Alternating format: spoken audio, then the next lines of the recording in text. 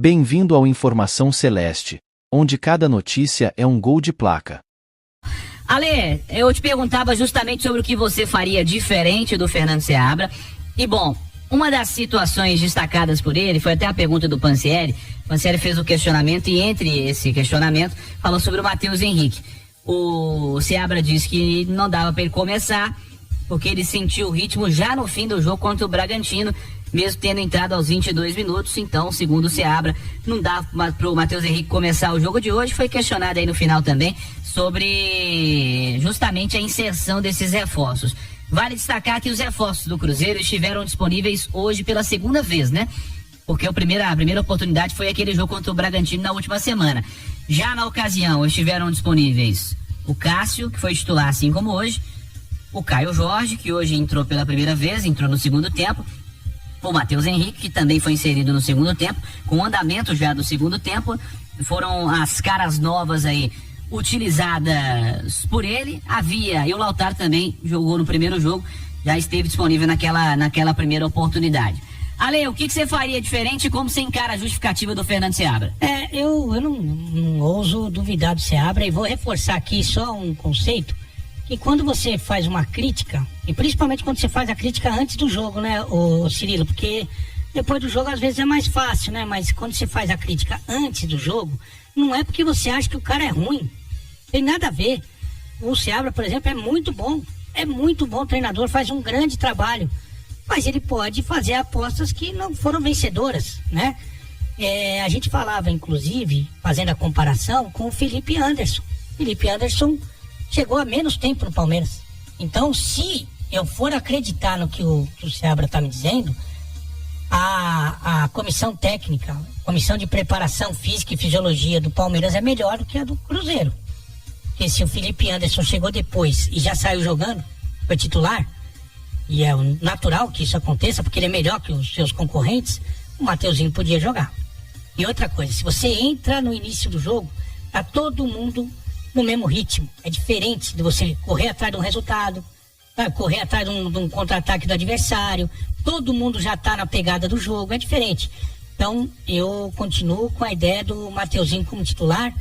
E aí a gente conversava antes da partida que deveria ser no lugar do Verón.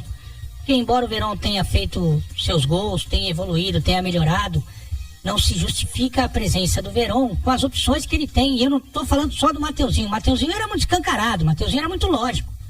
Mas você jogar contra um Palmeiras que tem esse retrospecto como mandante, que tem esse meio campo tão forte, que iria partir para cima como partiu, que iria criar dificuldade na saída de bola do Cruzeiro como criou.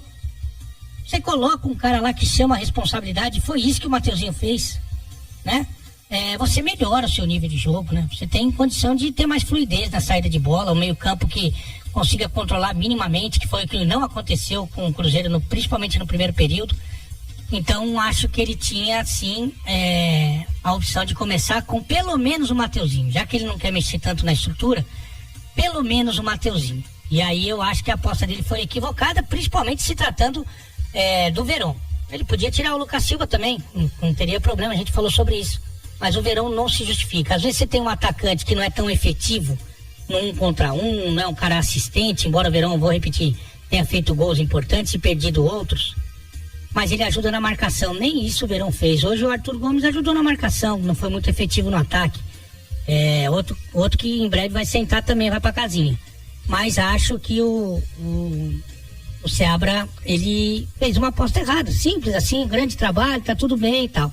E acho, e falamos sobre isso aqui, que quando o Matos e o Pedrinho foram conversar, especular, mandaram um molhinho, por exemplo, pro Cuca, eu acho que eles tinham receio desse momento. E a gente falou isso aqui, foi muito criticado, porque o torcedor não gosta que você toque em algumas feridas. E embora o Seabra faça um grande trabalho, tá tudo bem, o Cruzeiro tá entre os 6 ou entre os 7, porque o Fortaleza deve vencer o Atlético Goianiense.